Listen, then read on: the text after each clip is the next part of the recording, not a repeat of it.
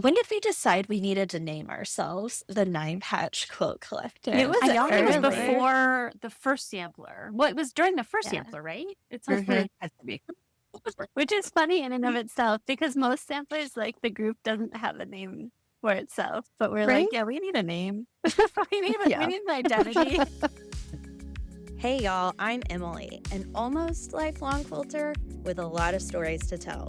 I have loved quilts and talking about them for as long as I can remember, and I'm here to celebrate the tradition of quilting with you. From family heirlooms to thrift store finds, every quilt holds a piece of history and a little piece of a quilter's heart. Join me every other week to get back to your quilting roots. We'll celebrate quilts and the real people who made them, learn a little bit about the history of quilting, and have lots of fun exploring ways to reclaim tradition in a modern world. I'm so glad you're joining me this week here at Patchwork Revival. Hey friends, welcome to this episode of the Patchwork Revival podcast. I'm going to do a really brief intro here because I feel like the name of this episode, Meet the Nine Patch Quilt Collective, is pretty self-explanatory. And a big part of this podcast is encouraging quilters to get out there, find your community, find your people, find people who bring you into projects that make you really excited and really ignite your passion for quilting. And I know that my quilty friends have opened so many doors for me in so many ways. They are people who challenge me because they make incredible patterns or have incredible ideas. And they're always so inspiring and always so encouraging. But I think that's all I need to do to introduce you guys to this episode. We will sit and hear all about each of my friends, what they bring to our community and our collective. I'll be featured on this episode, but I really want to focus on highlighting my friends Anne, Abby, Dana, Christina, Heather, Megan, Tamara, and Rachel. Without further ado, meet the Nine Patch Quilt Collective. Okay, well, let's start. I want us to all introduce ourselves like one at a time. Sorry, I have a box here. I got my fabrics today and I'm really Ooh. excited. So let's start before we introduce ourselves. Let's describe what is the Nine Patch Quilt Collective. I don't think that's possible in one or two or three words. It's too many things. It's like We're all who's the climbing best up. best wordsmith? It's not me.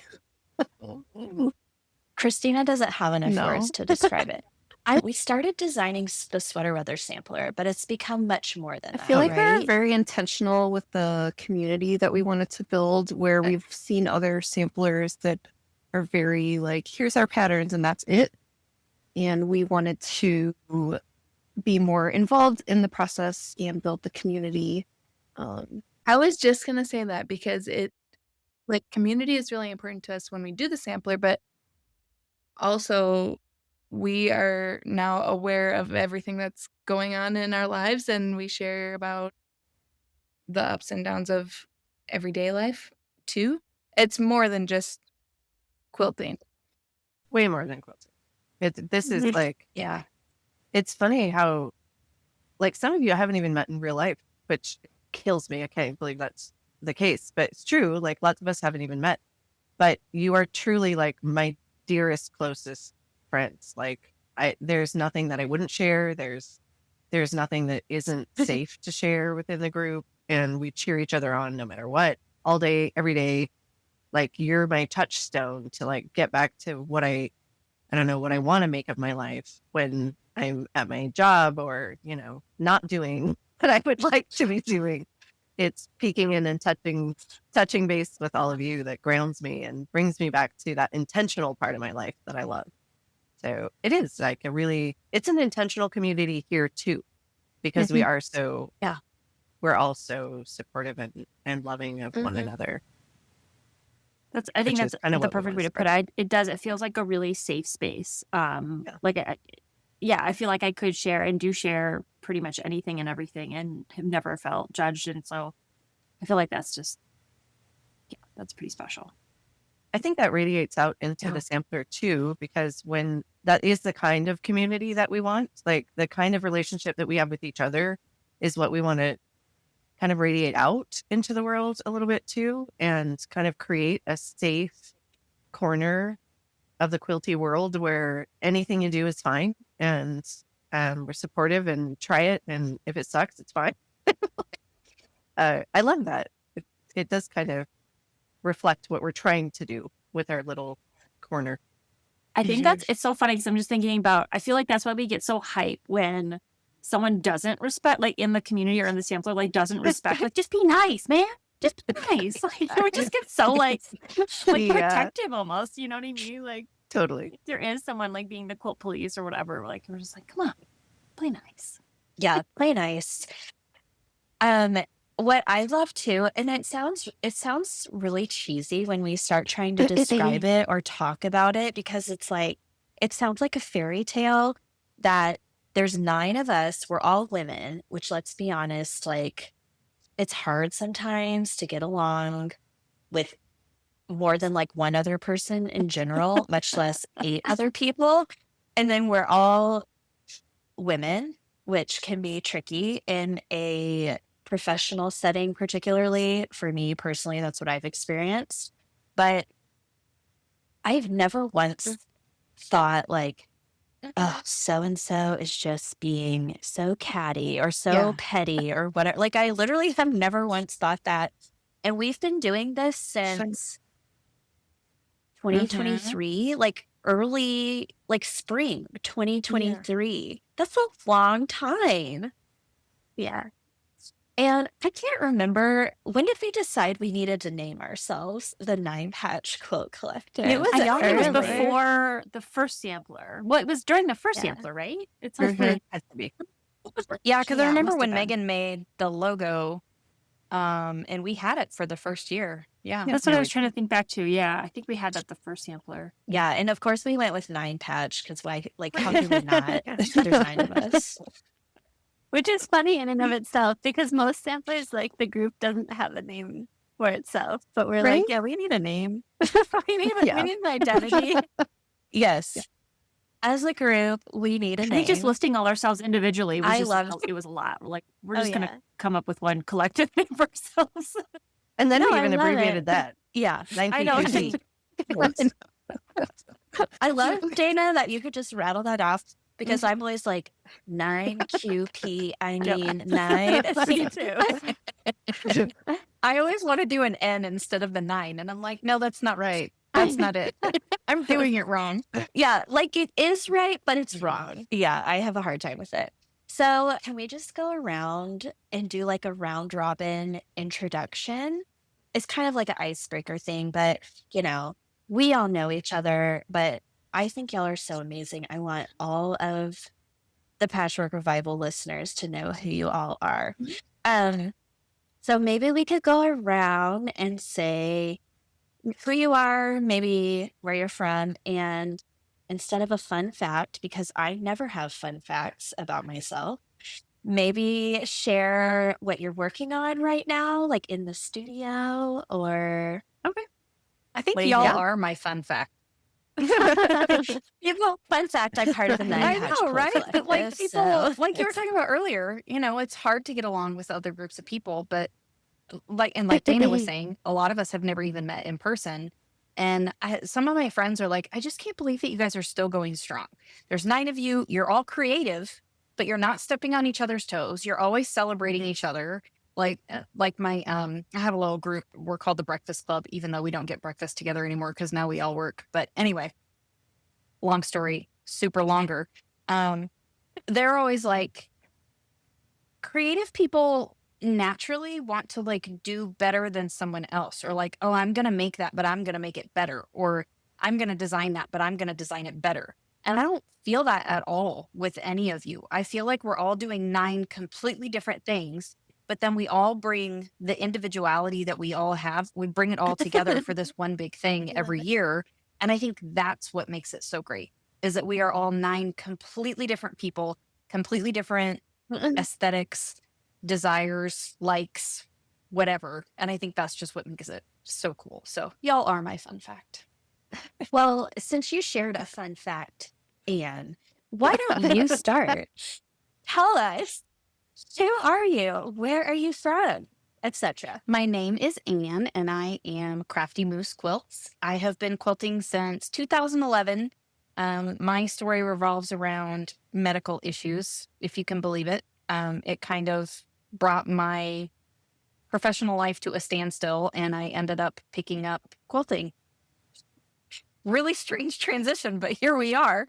I live in far North Dallas. We're in a suburb that's, some of my friends joke that it's Oklahoma.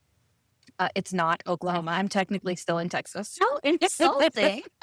Technically still in Texas.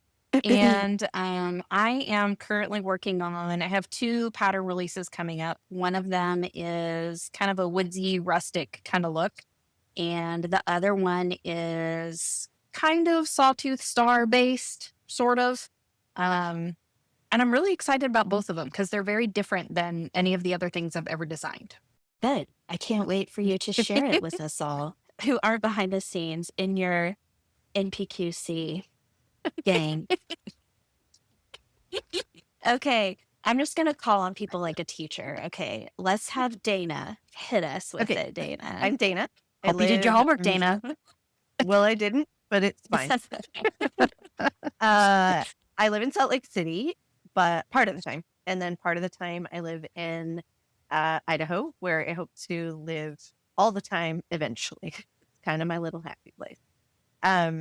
I started quilting not that long ago, actually, probably 6 or 7 years ago, but I've been sewing since forever, since I was a tiny little kid. My mom sewed the majority of my clothes when I was little, probably mostly out of necessity, actually. So I was always around sewing machines and fabric, and I used to play in her really cute fabric trunk. She had like a royal blue trunk, and it was full of fabric scraps, and I used to play in it. I taught myself to quilt, but learned to sew mostly in school in like what used to be called home ec. And quilting was just a really fun transition, a really fun creative way to express myself. And right now I'm working on a couple of patterns that Anne is really cheering for me to release eventually. One is like a stained glass kind of a pattern. And the other is kind of an illusion-based bot-based pattern. So, and some memory quilts from my grandma's clothes that are really special to me for my mom and her sisters. That's my current project. All those are awesome, but the stained glass quilt is like I don't know. That's my favorite thing I'm ever. excited about that one too.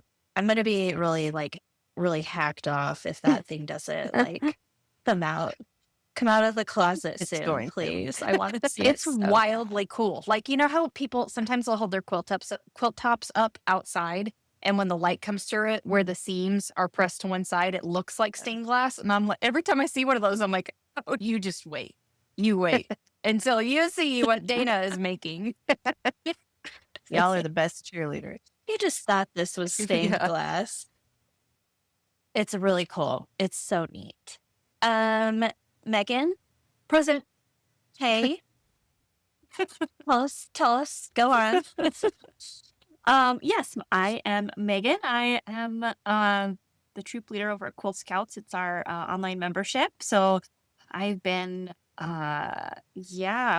neck deep in Quilt Scout stuff for the last year. And this month I'm featuring the Rotary Blade Survivor Badge. So what I'm working on is basically a little project for that. I'm doing like a little, I think I have it. Ooh, a little zipper pouch for like first aid.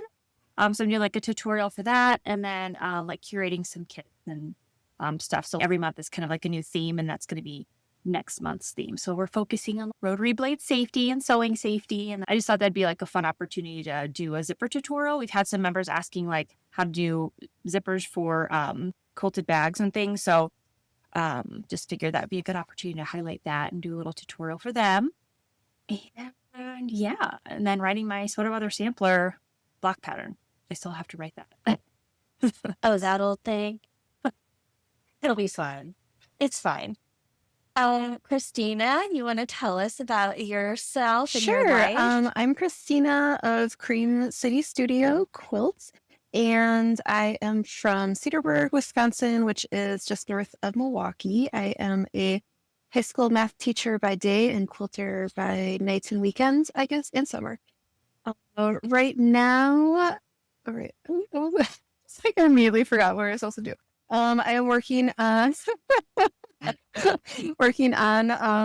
it's a red panda quilt by Art East Quilting for a friend, and I'm trying to work up my Lannon sunflower block into a full-size quilt, but I'm hitting some roadblocks, so TBD on that one. And Are you then I making that got like? oh, Sorry. no, you're fine. You ask away, Megan.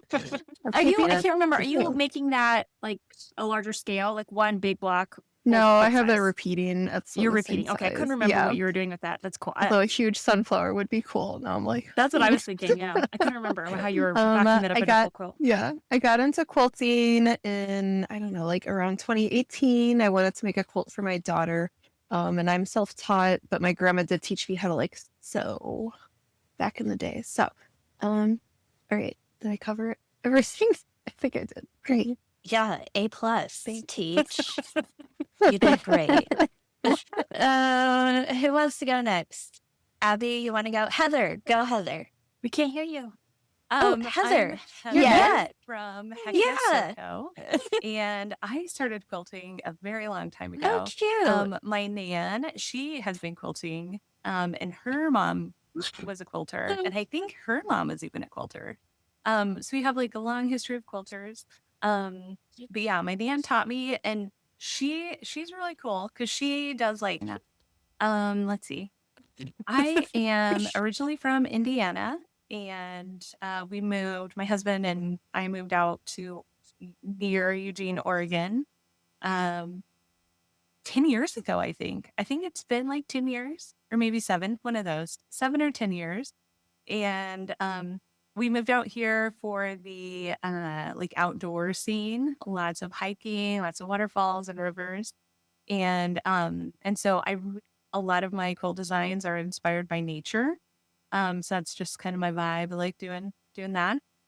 And I am working on a lot of projects coming up with curves in them. And oh my goodness. I think I'm also going to try one with applique, like curves and applique, or like do that kind of option. Have I done applique a lot? Not really. So definitely not an expert. So I'm trying to like learn the best methods and stuff. So anyway, have that coming up. And yes, I just love you guys and so happy to be part of the group. Oh, I didn't know also. Can this might be something fun, but I didn't know like Cream City. Could you explain like where Cream is that related to like Wisconsin? And then Dana, I've also always wondered what your name is inspired by. Yeah, it's true. Cream City has to do with the like type of brick that like a lot of the older Milwaukee buildings are made out of. So there's like a limestone brick, so it looks creamy. I don't know. Probably also Zeri, if I had to guess. Yes, I knew that. I did not know that. I'm really glad to know that now. I'll tell you Okay. about carnelian quilting briefly. So I like to do meditation, and I find that chakra-focused meditation is really beneficial to me. Moving through the chakras from the root to the crown. And the sacral chakra is the seat of passion and creativity, and it's represented by the color orange. And if you saw my house, it's full of crystals and rocks. I'm a rock hound. I really like crystals and that kind of thing. And so I have a lot of carnelian around my creative space to represent the sacral chakra and that seat of passion and creativity. Awesome. That's a really good question, Heather. Like we should add that in. How the story behind everybody's business name. Will you want to share yours, Miss Sure, Nurse? I'll share mine. So when I was a little girl, my family has always called me Annie. My nieces and my nephew call me Aunt Annie. And when I was little, we lived in Iowa and we got Chicago-based TV stations. And there was a game show. Well, I guess no, it wasn't really a game show. Anyway, it was called Captain Kangaroo. And there was a puppet that was a moose, and he was like the trickster in the group, right? So one of his favorite things was to dump ping pong balls on Captain Kangaroo. And I lived for that moment in the show every single day. So my dad used to say, Annie loves the moose. Here comes the moose. And then it just kind of got squished together to Annie Moose. So my dad still calls me Annie Moose. And when I had my son, he named him Mini Moose. But now my son is 22 and he's 6'4". So he's now called Maxi Moose. Yep. So it just kind of became a thing. So Crafty Moose quilts. It's just, moose is just part of our normal vernacular over here. I love it. Megan, yours is Quilt Scouts. Yeah, I feel like I don't have a great story behind it. It just seemed like the most obvious thing to name my concept for my memberships. It was like Quilt Guild meets Girl Scouts online. I don't know. Quilt Scouts. I don't have a good Yeah. backstory. That Yeah. is a good backstory, girl. You came up with like greatness over there. Yeah. Oh, thanks. I just invented this concept and this organization and this amazing membership called Quilt Scouts. So I made an Instagram handle and named the That's pretty business that. Heather, do you want to share the vibe behind Heck Yes, SoCo? Yeah, sure. Yeah. So my last name is Heck, and I acquired that from my husband, and we have had lots of fun with that. Since we've, I don't know, just been together. It's a fun last name to have. We have vanity plates that include Heck, which is kind of fun. And but yeah, just Heck Yes, SoCo. I just like the rhyming vibes there. I love it. It's fun and it's sweet. It's like you. Who wants to go next? I'll do it. Yay!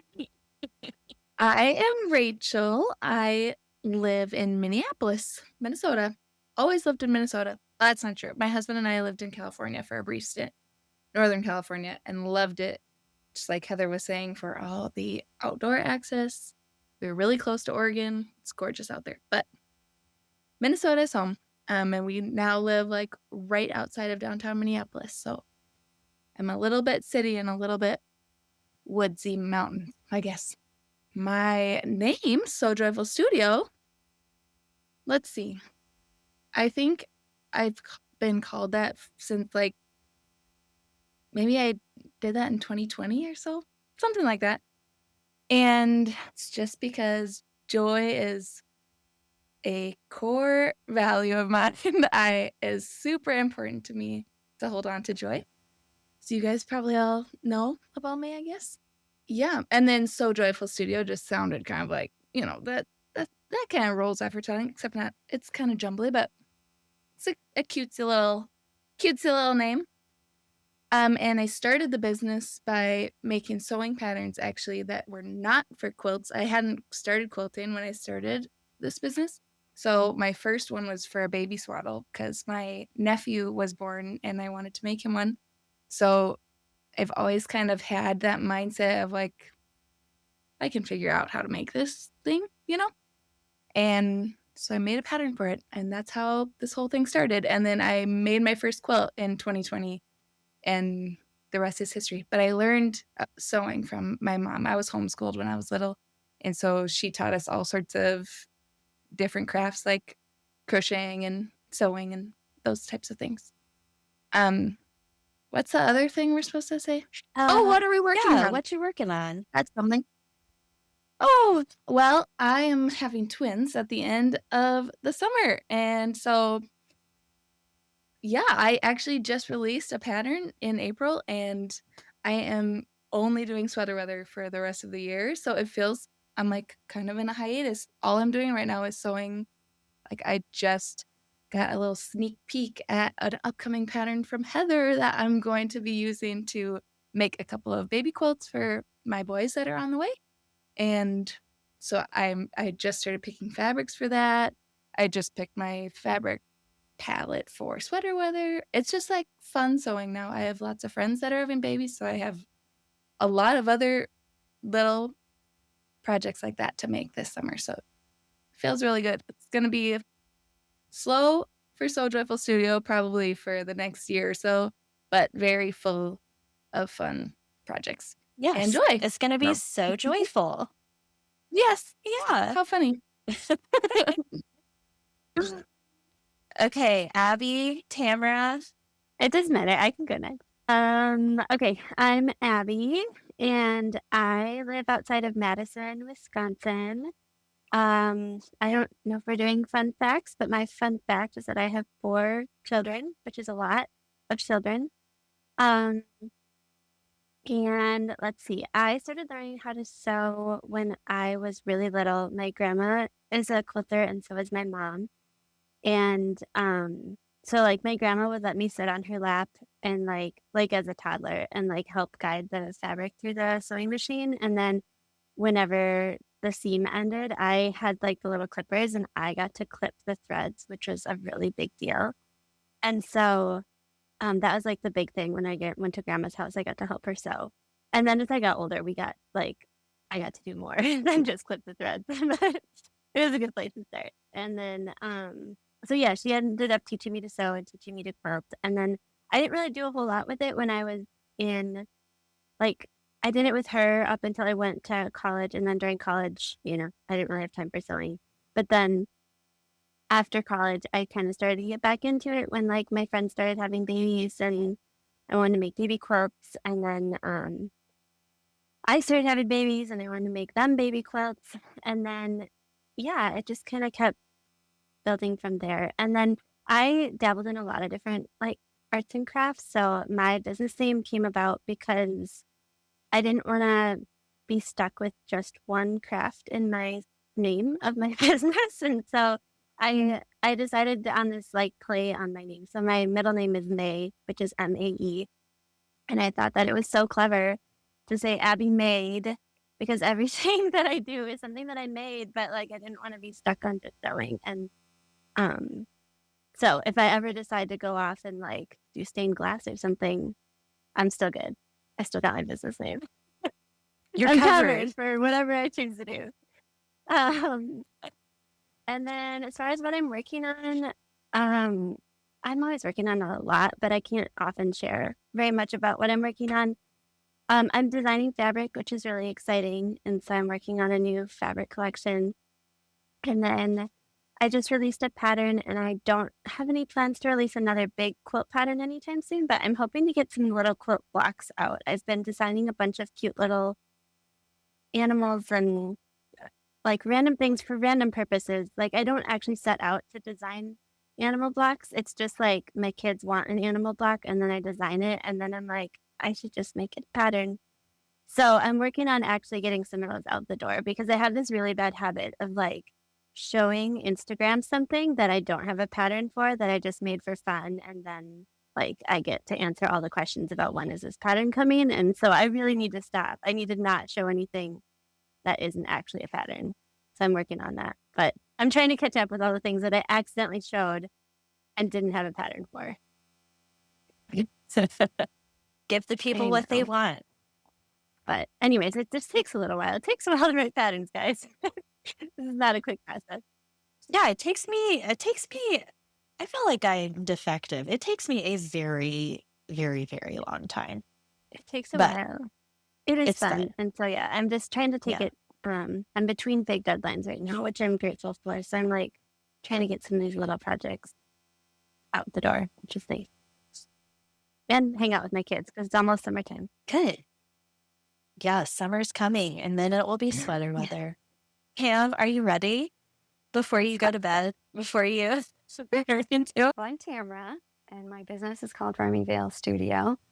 And I live in Minnesota, not that far from Rachel, but I don't live in Minneapolis. I'm north of St. Paul.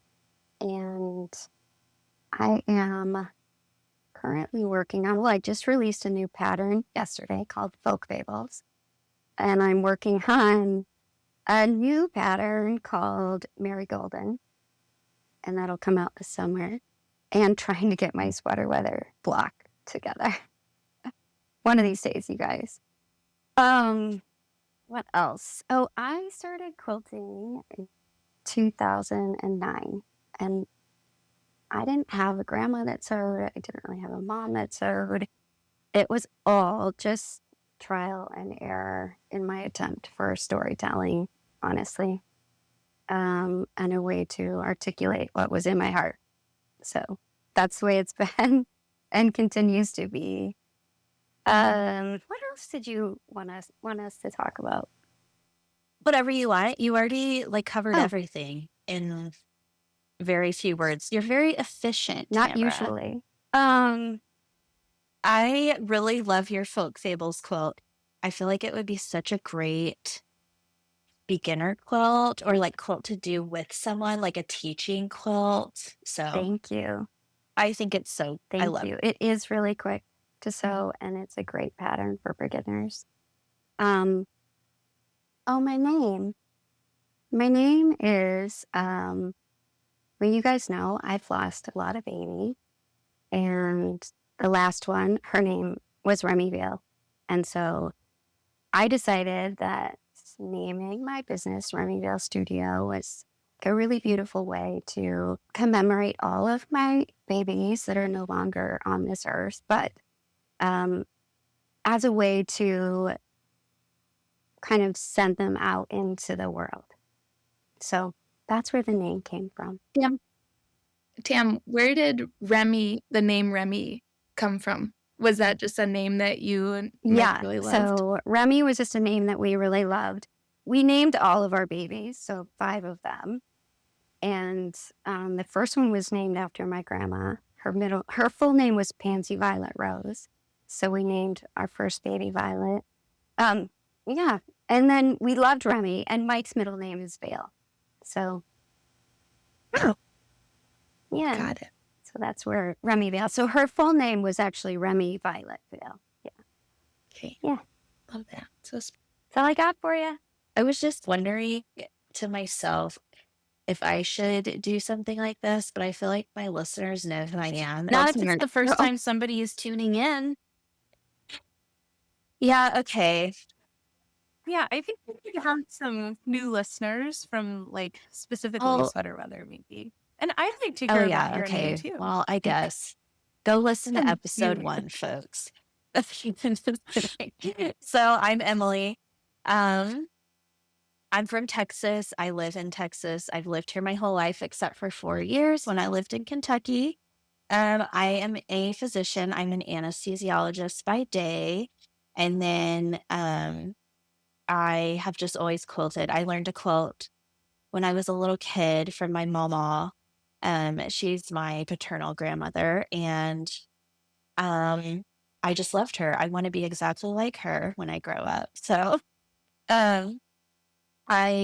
she passed away in 2020, I think, and quilting has just always been a way that I've connected with her, and it was kind of a relationship that we had for my whole life. I really love that I still think of her and am connected with her when I quilt. And so that's one of the main reasons I quilt. And I think it also, what I'm working on right now, we're about to move, so I'm working on that. And then I have 3 kids. They keep me busy. Work keeps me busy. And I'm working on this podcast right now. So I really love doing this podcast, but I'm still learning how to balance it with sewing and quilting. So probably my next big project is going to be my sweater weather sampler for 2025. And then my name, Patchwork Revival Studios, actually, Heather helped me think of it. So Patchwork Revival was a name that I thought of for the podcast because I love quilting. I love all kinds of quilting. I think so many people see one type of quilt because they see it at a quilt show or at their quilt guild or on Instagram. And those are all wildly different styles.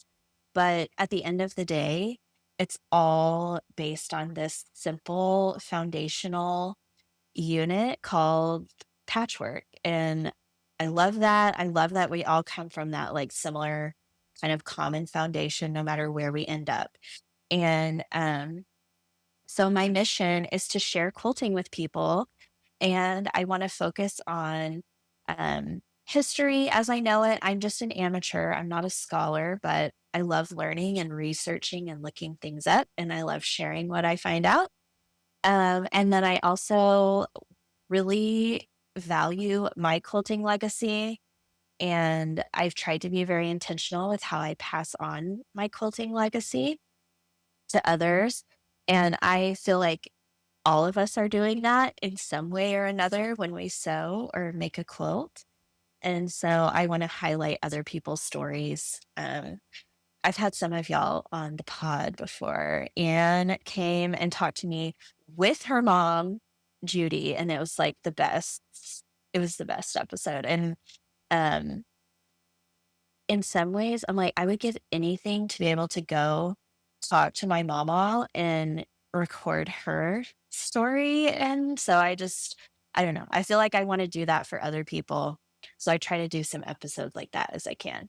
And then I've had like Megan, we talked about Quilt Scouts on the podcast before, because I also want to highlight community and ways that we as quilters can support each other, raise each other up, get to know each other, find each other, all those sorts of things. And then the name Patchwork Revival, I can't, like, the URL was bought. Somebody bought the URL, and I even offered to buy it from them, and they were like, it's not for sale.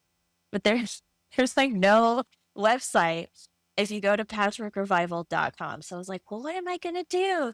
And then Heather and I were in a quilt pattern writing course, kind of like small group, breakout group. That's just kind of, we meet every so often. And I was talking to them about it, and she was like, well, what about something like studios, since you're doing like podcast recording and sewing, like an artist studio, recording studio? And it just made sense and worked. So I went with Patchwork Revival Studios for my URL and my Instagram handle. But I call myself Patchwork Revival because, I mean, look, this other person, I don't know who you are, but I'm Patchwork Revival.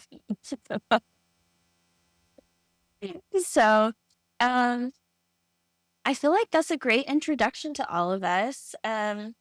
We all got to know each other through a quilt pattern writing course. That was where most of y'all got to know each other. And then some of us little stragglers like me got let in on the deal, which I feel like that was the best, bargain I ever got. So I feel super lucky, and I love you guys. Would y'all mind if anybody has a favorite quilting tip or trick, sharing it? I'll share mine.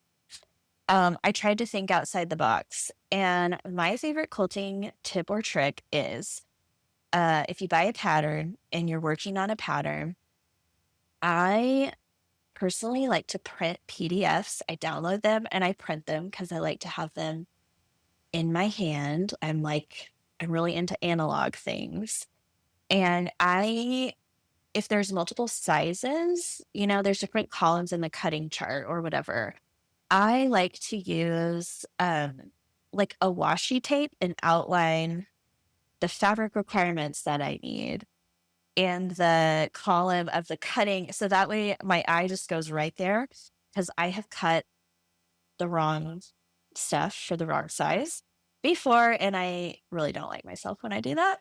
So that's how I figured out how to cope with my lack of attention to detail. So that's one of my quilty tips that I wanted to share with people. I'll share one. I actually keep, hold on. I keep a spray bottle with water next to my ironing board because I have ruined so many irons by putting water in them. Even though it has a reservoir for water, it will eat your iron and you will get rust spots on your fabric. It will happen. So I now no longer put any water in my iron. I only spritz my fabric with water and then I iron it. And I know that as a pattern writer, I was just talking to my pattern testers about this. So the next pattern that I have coming out, the testers are already making their quilts and they're unbelievable.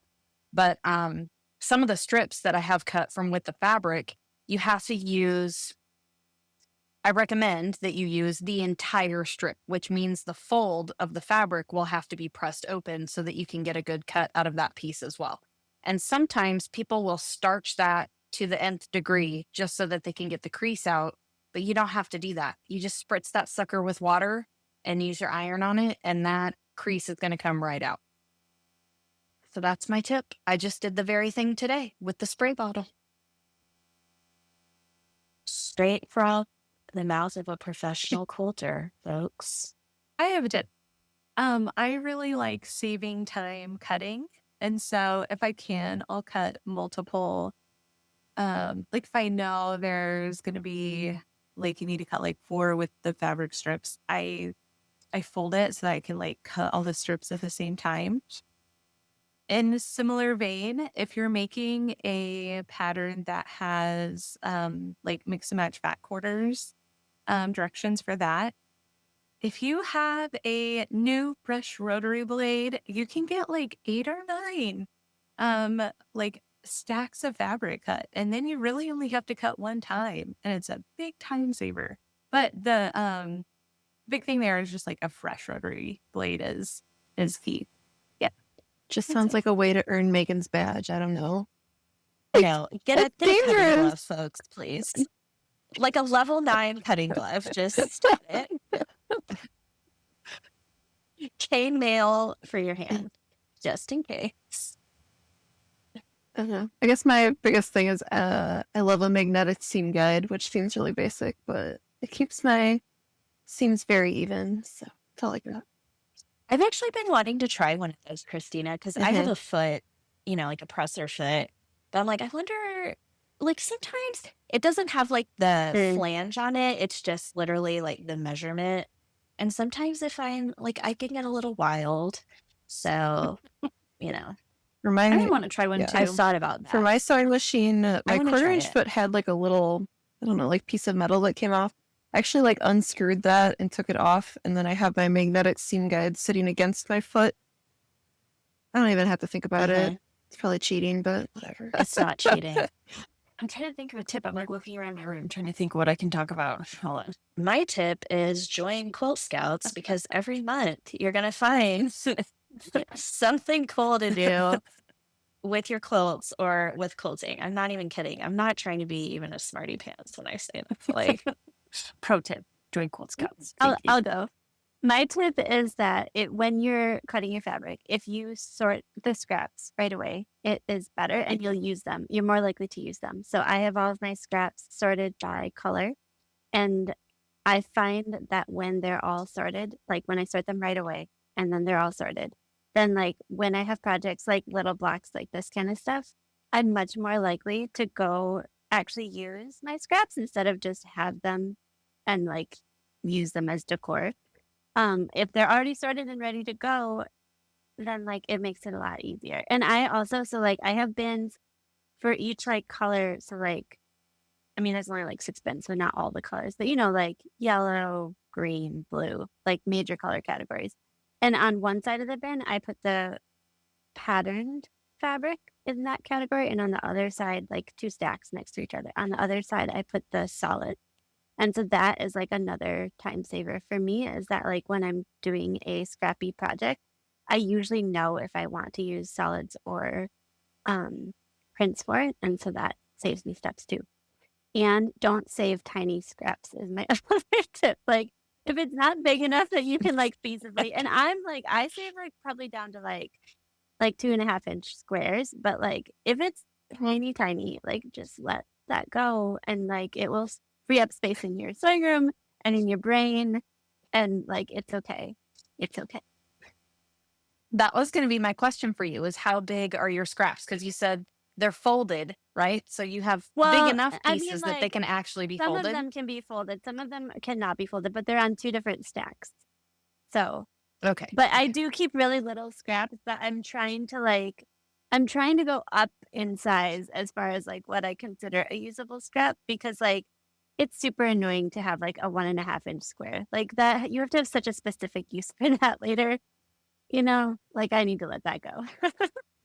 I had to start doing the same thing. My scrap pile was getting out of hand. I wish I could say there's like, if let it go, and if it was meant to be, it'll come back to you. But like, it just let it go, girl. Just let it go. You just.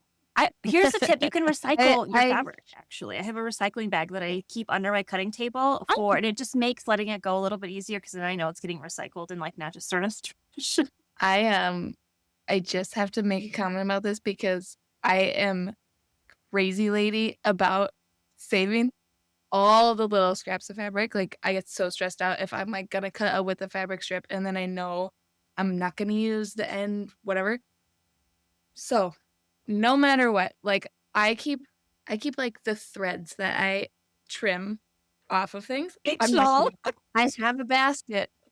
I wish it was, my sewing room is down the hall, otherwise I'd get it. But it's giant. It's like this big, this tall, and I put everything in there. Like long 1/2-inch strips of fabric that you get left over. And then right behind me, you can see I fill poofs with those scraps.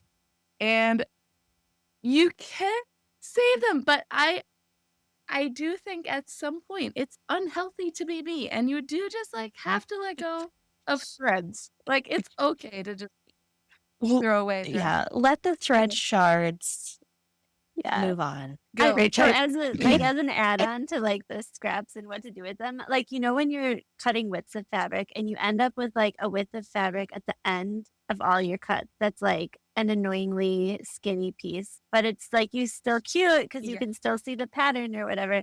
I use those for gifts. I like use them like ribbon on gifts, or like to tie around like a jam jar or something, and then I feel less guilty because it is getting used and it is getting admired, but it's also like too small to really be super useful for quilting. So treat it like a ribbon.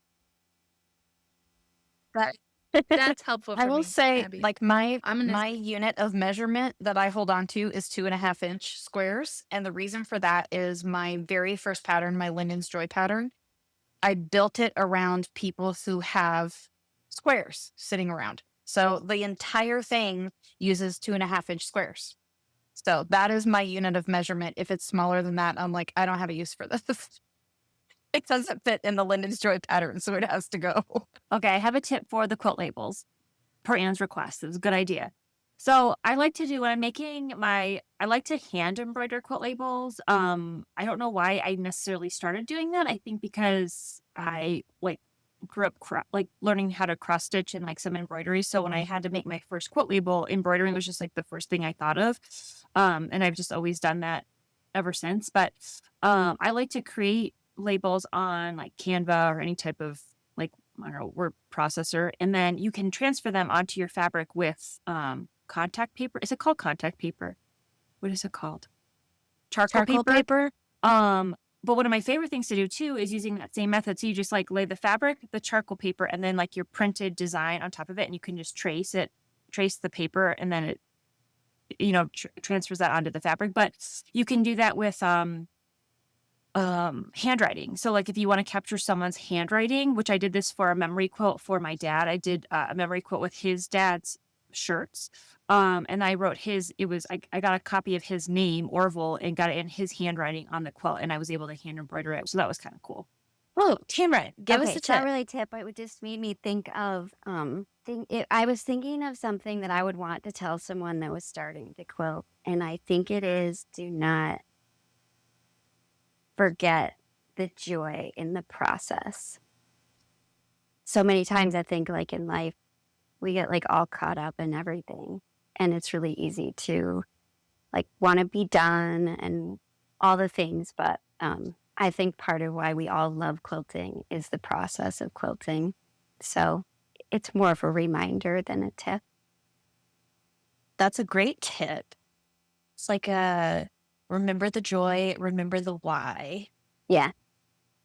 It's always about more than just the quilt that you're making, right? For sure. Not to call you out, Dana, but you have not shared a tip. Do you have one? Okay, so when I was first learning to quilt, I made a quilt from Dave's shirts. Dave is my partner, for his son AJ, who's my bonus kid. And I could not, like, it was one of the first quilts I made and it was just squares, but I could not get the dang seams to line up. And I discovered on YouTube nesting seams. And now that's seriously every single pattern of mine you will ever see will have nested seams because it's so important to keeping that precision and that, I don't know, I'm not much of a perfectionist, but I really do want, especially in a pattern like when you see my stained glass quilt come out, it will have a whole lot of nested seams because it's really important for those pieces to line up correctly so that the overall quilt looks correct. And for me, I actually don't enjoy pressing seams open. I prefer pressing them to the side and nesting them. And that's my favorite quilt tip. Employ a nested seam. Yeah. Employ nested seams or suffer the consequences, which can be dire for sure. Well, that's it for this episode of Patchwork Revival. I loved having you here with me talking all things quilty. Don't forget to subscribe to the show and leave a rave review. Also, be sure to jump down to the show notes to find links for this episode, as well as the link to my shop where you can enjoy 15% off as a podcast listener with code REVIVAL. Remember that the Patchwork Revival podcast is here to celebrate the connection made in the quilts we love. I'll see you next time.